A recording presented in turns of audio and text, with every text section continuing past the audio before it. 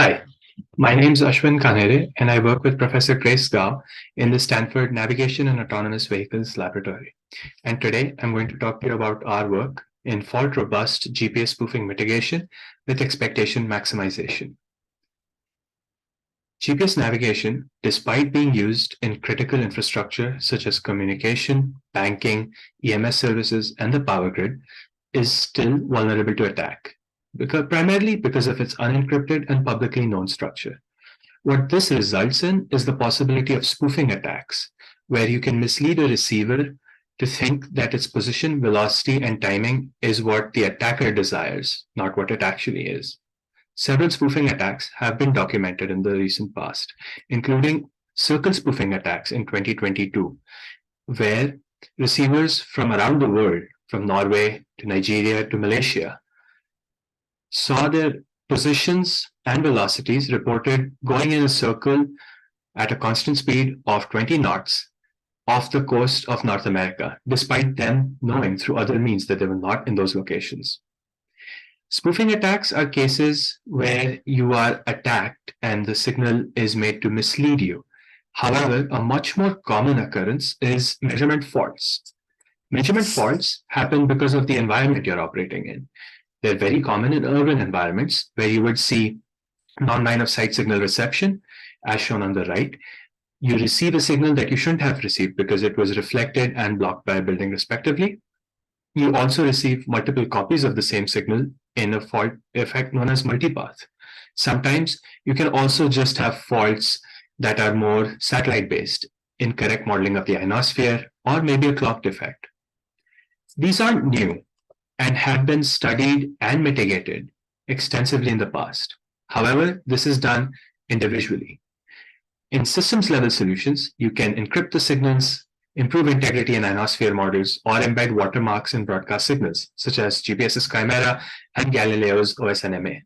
On the receiver side, you can study signal characteristics to notice if you're being spoofed or if there are multipath or non-line of sight receptions present, or you can utilize measurements from additional sensors, such as cameras, LiDAR, IMUs, inertial measurement units, or wheel encoders. In this presentation, we are primarily going to be using the GPS Chimera signal enhancement, as well as redundant measurements from additional sensors. So if you were to use these for mitigating either faults or spoofing attacks individually, how would you do so? Well, when you use GPS Chimera, you're getting authentications at periodic intervals, every 3 minutes for the slow channel and 1.5 or 6 seconds for the fast channel. Once you receive an authentication, you authenticate all the measurements in the past window almost instantly. This way, you will only be attacked between authentications, and you can trust the signal from a previous Chimera epoch once you've received authentication. If you're using redundant measurements from additional sensors, usually you will get faster measurements than GPS from these sensors, like IMUs or wheel encoders, which you can use to incorporate and improve your estimates if you can trust the GPS solutions. You can also use these to introduce more redundancies and find faults in between. Alternatively, because their sensing modalities are completely different, they're also unaffected by spoofing attacks, in addition to being unaffected by faults. And you can use these measurements to detect if there's a significant deviation in the GPS measurements to find out if you were spoofed. Doing so individually has been studied extensively, but doing mitigation of both faults and spoofing attacks together is hard. Here's why. Consider the example of spoofing mitigation. For this example, we're going to look at measurement residuals. We're going to assume that there is no noise in these measurements, and any deviations we see in the residuals are the effect of faults or a spoofing attack. So in the first case, we have normal measurement residuals because there's no noise, they're all zero. In the second case, we have a consistent persistent bias of 1 in all the residuals. This is characteristic of a spoofing attack, where the spoofer introduces consistent biases in the measurements because they want you to track the incorrect position. Compare this to the third case, which is faults. In faults, you usually have a few measurements which show high outliers, whereas the others are okay. So in this case, the first measurement is faulty because it has a high outlier. The others are okay. In the spoofed case, all of them are spoofed because they're consistently deviating. In the true case, all of them are okay. If you were to do spoofing mitigation, you would usually look at a test statistic that is a combination of all of these residuals. Consider a test statistic that's a toy example in this case, which is the sum of the square of the residuals. If everything is okay, it should be zero because there's no noise. That's the case in the first one, but that's not the case in the second and the third one. In both of these cases, the value of the test statistic is 4, which is greater than the threshold. So what you're going to say is no outliers detected in the first one and all outliers detected in the second and the third one. But we know that for the third case, the case with faulty measurements, this is not true. Only the first measurement is faulty. All of the other measurements are fine. If we were to remove this first measurement, we could use the other 3 and just be on our merry way without any problems. This is a case when faulty measurements have caused a false positive spoofing alert. Now consider a case of fault robustness. Again, same setting. Spoofed in the second case, faulty in the third case. Faults look more for consistency amongst individual measurements, which we represent by this test statistic. Now we're looking at the sum of the square of the residuals and subtracting the mean of the square of the residuals. Essentially, if everything is consistent, like the first case, this will be 0. If it is not consistent, you will see deviation, which you do in the third case. So in this case, there are no outliers detected when the measurements are nominal. Great. However, there are also no outliers detected when the measurements are spoofed. This is because a spoofer induces self-consistent measurement biases. And so we're unable to detect which one is incorrect here because all of them essentially look very similar. So our problem is to get around this and jointly mitigate the effect of both spoofing and faulty measurements.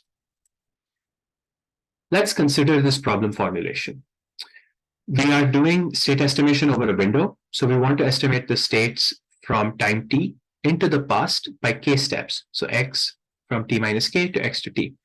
We have measurements available from odometry sensors, in this case, IMU and VLAN coders, and we have GPS pseudo-range measurements available as well. Now, naturally, because spoofing attacks are self-consistent, what we will do is label the likelihood that the measurements are authentic at each time point using one variable. So in this case, it's W. So if WT is 1, that means all the measurements are authentic at time t. If it's 0, that means we estimate all of the measurements to be inauthentic at time t. For faults, we assign values to individual measurements because any of these measurements can either be faulty or not faulty. And this changes from time to different measurements. Our problem here is to find values for the state x while also trying to find the likelihoods for W and lambdas that allow us to mitigate the presence of spoofing attacks or faulty measurements. This is the problem of estimating unknown variables that are directly observable alongside latent variables that are not directly observable. This leads us to expectation maximization, which is an architecture for solving such problems. So in this work, we propose a modular expectation maximization based architecture for jointly mitigating spoofed and faulty measurements for GNSS based localization.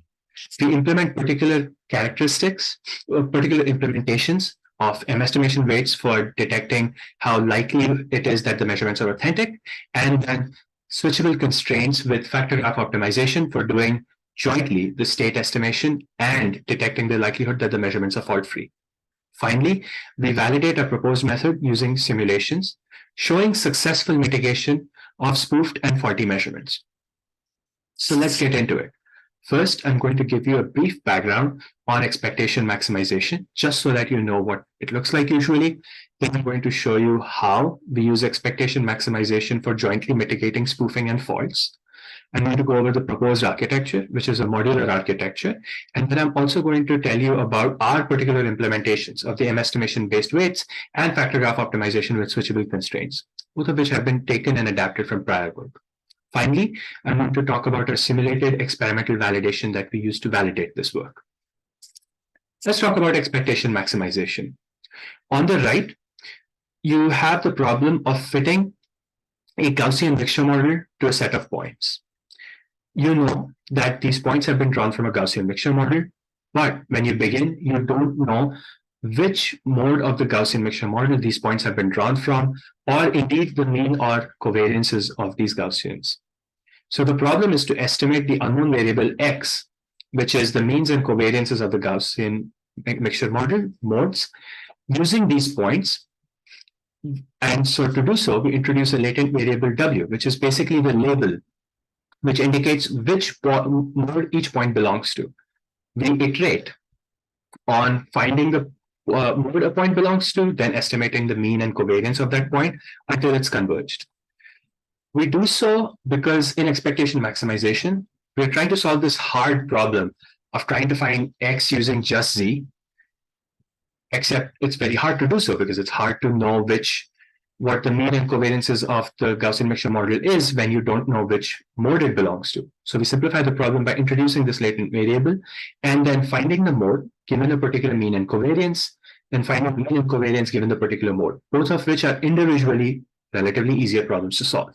So in this case, in the expectation step, you estimate the latent wk using the previous estimate for x. And then at the next step, you estimate xk using your estimate for wk. You keep iterating until you've reached some convergence criteria, at which point you have your result. So based on that, our method is going to estimate the likelihood of authenticity and fault-free nature of measurements in the expectation step and do state estimation in the maximization step. But before we do anything, let's go through the general approach. First, we're going to initialize our state estimate for all of these steps in a bit.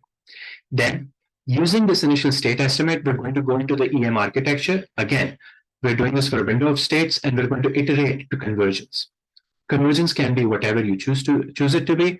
It can either be a fixed number of iterations, or it can be iterating until the values don't change by more than a certain degree. It's your choice of convergence criteria. Next, using this initial estimate for each iteration of the expectation maximization.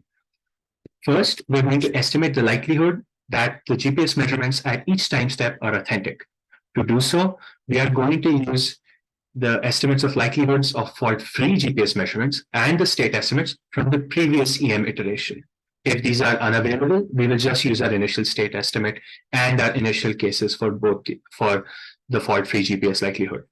Next, using this likelihood of whether or not the measurements are authentic, we're going to estimate the likelihood that the GPS measurements are fault-free. Then, using both of these likelihoods, we're going to combine them together, deviate GPS measurements. So if we expect a particular time step to not be authentic, we won't use GPS measurements from that time at all. And if we expect certain GPS measurements to be faulty, we are not going to use those GPS measurements either. We are only going to use measurements which we together think are authentic and fault-free for our state estimation. We're going to keep using this process iteratively until we reach some idea of convergence, at which point we will have an estimate of the states, which can be positions, velocities, clock bias, clock drift. In this case, it's position. In our case, we have estimates of whether the GPS measurements are fault-free, and we have estimates of the likelihoods of whether the GPS measurements are authentic. For initialization, in this case, we are considering moving window estimation. So there's a window of time from t to t minus k, and we're going to estimate the states for all of them. Initially, we assume that you have Chimera authentication and you initialize in the window just after Chimera authentication has been received. You assume no faults and no spoofing. The no spoofing assumption is valid because Chimera authentication was received. All of the measurements in the past have been authenticated. The no faults assumption relies on the fact that with the odometry measurements, you have more fault-free measurements than you have faulty measurements. And so the fault-free measurements dominate the state estimate. This gives us an initial estimate. Now remember, this is moving window estimation. So the window is going to move ahead. In this case, the first time the window moves ahead, we make sure that some of those Chimera states are still in the new window and then start running our EM process. In this case, we are able to incorporate our initial state estimate with the Chimera authenticated GPS measurements and use it to slowly build these likelihoods. Now in the first window, when you're estimating likelihood of authentic GPS, it's going to be the same as it would be for any window. The key behind estimating the likelihood of authenticated GPS is to use redundancy on a sensor level. Essentially, if your GPS measurements are spoofed, their estimates are going to deviate from the estimates from your odometry sensors. We try to quantify this deviation, and if it goes over a certain threshold, say that you have been spoofed in a detection strategy or in a mitigation strategy, which is similar to what we're using for the M estimation based weights, you deviate these measurements by how deviated they are from the sensor readings. Again, you're using estimates from the previous iteration for the likelihood that measurements are fault-free and the state estimate. Similarly, for the likelihood of fault-free GPS measurements, we are focusing on measurement level redundancy. Individual measurements can be faulty and fault-free at the same time. We are going to look at the deviation and consistency of these measurements on a measurement level to see which ones are faulty and which ones are fault-free. Finally, we can use both these likelihoods to deviate measurements with higher likelihood of being faulty or higher likelihood of being spoofed, lower likelihood of being fault-free and authentic, and just use them for state estimation. In our approach, we combine the likelihood of fault-free GPS and state estimation in a switchable constraint-based factor graph, which also weighs the GPS measurements based on the likelihood that they were authentic. All of this is explained in greater detail in our paper, which you are free to peruse in the conference proceedings. Now, I'm also going to briefly walk you through our experimental validation for this approach that was based on simulation. We consider a curved path for validation. The spoofed attack is a ramp attack, so it's not a step. It slowly induces a deviation in the GPS position. And the faults that we consider are two faults, which are constant at a high bias in a fixed set of measurements. We have 10 measurements in this case, of which we consider the first to be faulty, then we consider faulty measurements.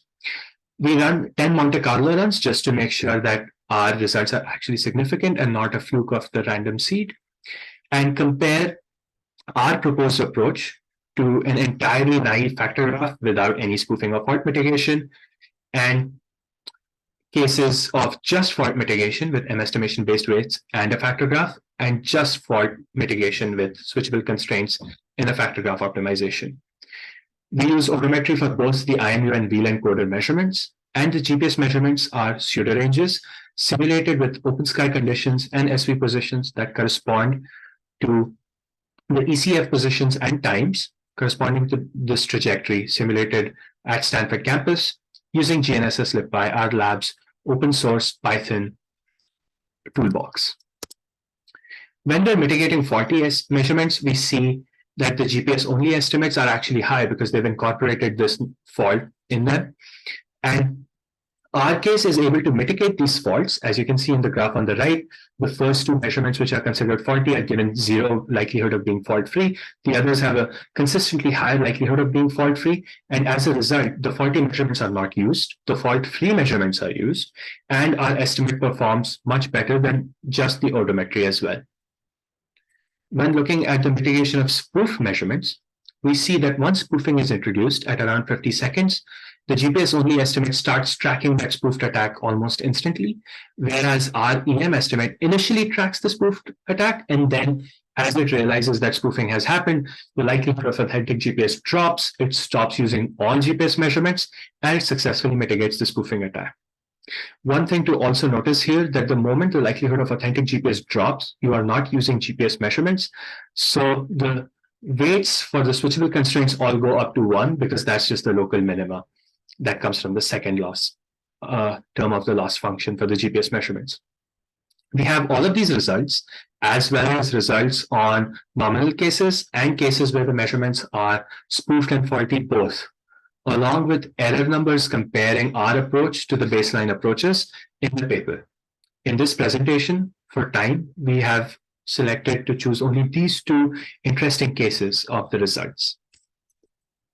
So, to conclude, we proposed a modular method-agnostic EM-based architecture for jointly mitigating spoofed and faulty measurements and implemented M estimation weights and SCFGO for this proposed architecture, which we then validated via simulation. This work could not have been possible without support from the AFRL and Stanford NavLab members, and I would like to thank them. Please do remember to check out paper in the conference proceedings. Thank you very much.